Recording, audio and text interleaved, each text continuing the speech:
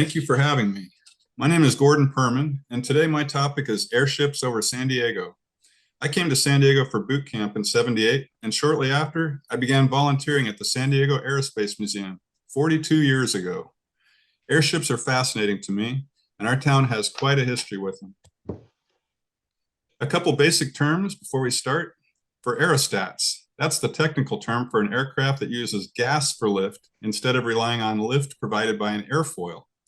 There are two main categories, balloons and dirigibles. Balloons are either free flight or tethered to the ground, and they're generally fairly small, and from my experience, they're utterly uncontrollable. Dirigibles, that's a French word for steerable airship. They can be rigid, have an internal structure, and they grew to a fantastic size, rivaling the largest ocean liners.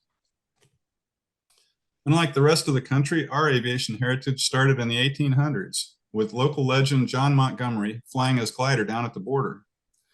Soon after, proper aircraft and dirigibles became a part of San Diego history, and from 1910 until today, we still get occasional visits from airships stationed in Los Angeles. The first airship here was a product of Charles Toliver, a con man that convinced many to finance his airship. He built this thing in a canyon at the end of I-15, 250 feet long, to carry 40 passengers, but it was all a foul-smelling fraud, incapable of liftoff. But it didn't sour our town from aviation. In fact, we embraced it. We had aviation days starting in 1920, and within a few years, hundreds of aircraft took part in these air shows, shaking downtown with their massive overflights.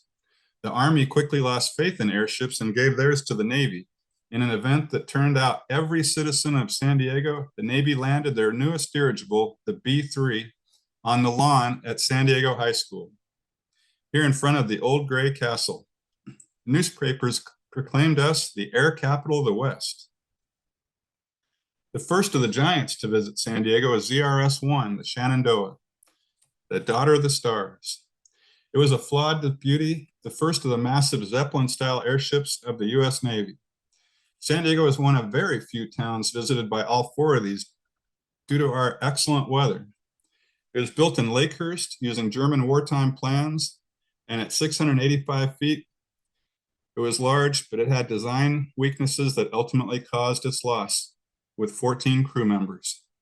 It broke in two over Ohio, but remarkably, the crew in the back half managed to get their section of the stricken craft down safely.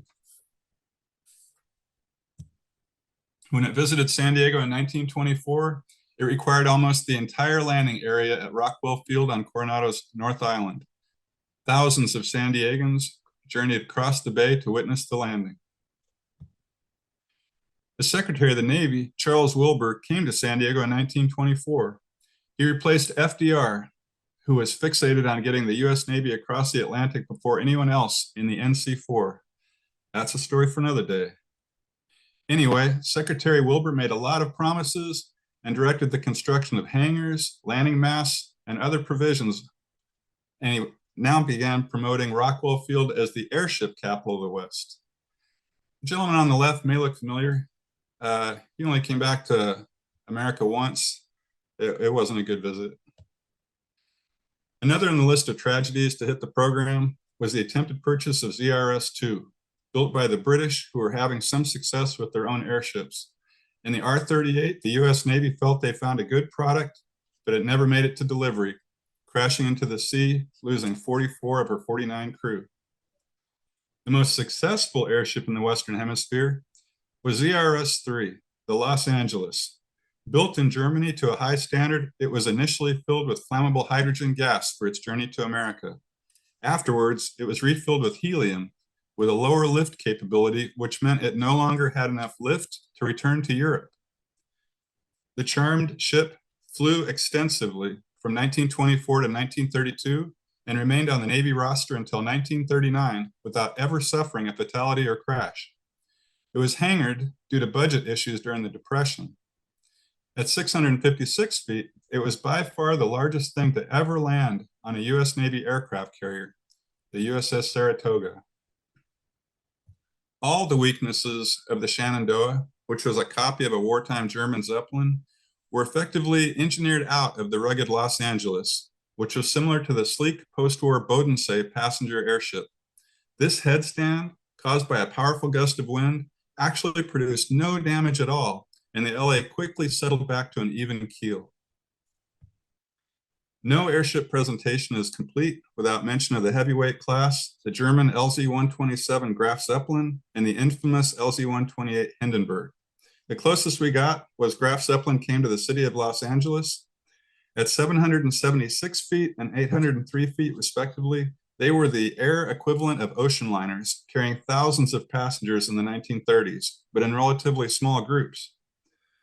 Buzz Aldrin once told me that his father came to America on the Hindenburg.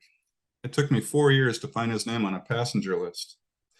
But the age of hydrogen airships, these, like the British R101 and Italy's Roma, they were all existing on borrowed time. And the problem was hydrogen. This was America's advantage. We have over 80% of planet Earth's known supply of helium, and it's located within a couple hundred miles of Amarillo, Texas. Big farms like this pumped it out of the ground. They still do. What it doesn't do is explode. Helium is lighter than air, but unlike hydrogen, it's inert. Its lifting power is 30% less, but again, it's safe. Of the 22 fatal accidents in hydrogen airships, only 3 occurred in the USA. All told, from 1910 to 1937, 748 souls were lost in hydrogen airship mishaps. So we used helium. The ZRS-4 was a helium-filled giant called the Akron, and it came to San Diego first in 1932. And 3 of our docents actually witnessed its arrival here in San Diego.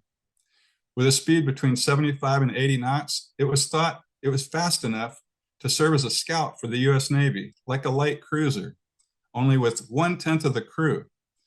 Unfortunately, over and over in exercises, it was intercepted and downed by 2-man Vought Corsair biplanes. If you can picture the end of King Kong, it had to look something similar. The famous accident here in Kearney Mesa carried 4 men aloft when Akron caught a wind gust, putting us on the front pages around the world. The man that held on for 2 hours, long enough to be pulled up, was named Bud Cowart. Young man requested pie once he was pulled aboard the airship. When it was lost off the East Coast in a storm, the Akron took 73 of its crew and guests, almost twice the number lost on Hindenburg. Its sister ship, ZRS-5, the Macon, was only slightly shorter than the Hindenburg at 786 feet. It also had a short career lasting only 2 years. It too suffered heavily in Navy exercises, judged as shot down 11 out of the 12 times it participated. Here it is at the Kearney Mesa Landing Zone near the modern Miramar Marine Corps Air Station. Built to launch and recover her own scouting aircraft, the Macon was carrying the seeds of her own obsolescence. These same aircraft could be launched from traditional aircraft carriers and were immune to weather and capable of operating under less than ideal conditions. The one good thing about the eventual loss of the Macon is that ditching procedures had been worked out in the wake of the Akron tragedy, and 81 of the 83 crew survived. It went down in the Pacific off Point Sur in 1935. Blimps had a much longer, much more useful career in the US Navy, and San Diego bustled with airships from 1939 to 61. A total of 125 blimps entered service with the Navy in 15 squadrons, hunting submarines and serving as radar pickets offshore. We had 2 squadrons hit North Island. These 250-foot non-rigid dirigibles could make 80 knots. The US Navy lighter than air program came to an end officially in the early 60s, but by 1957, they'd found increasingly interesting ways to dispose of them. These are the Yucca nuclear tests in 1957.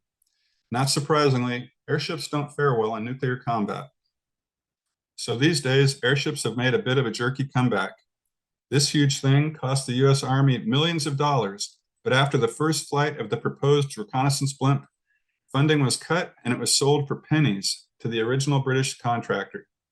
At 300 feet, it represents a true heavy lift capability. Originally, it was called the Grumman LEMV, It now goes by the name of Airlander 2 back in the UK. Everyone is familiar with the Goodyear blimp, but these days they are Zeppelins built in Germany.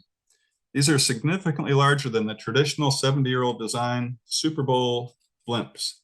At 246 feet, they're much larger than the earlier 190-foot models, and they are thoroughly modernized. Seeing US Navy on an airship does my heart good, but sadly this was a short-term project to provide radar coverage over the Gulf of Mexico. After 3 years, the MZ-3A project was canceled just before COVID and sent back to its contractor. There are other projects from Russia to the UK, so we keep watch for other airships to one day return to San Diego's sky. This is one of those other projects. It's called Aeroscraft. Well, when I look at this, I like to call it Toliver 2.0. So here at the San Diego Air and Space Museum, we have a good collection of artifacts from all 4 of the giant US Navy airships, plus models of both US and German Zeppelins displayed along with our other bits, like my original Zeppelin commander's hat. We are proud to celebrate our town's connection to these giants of the past.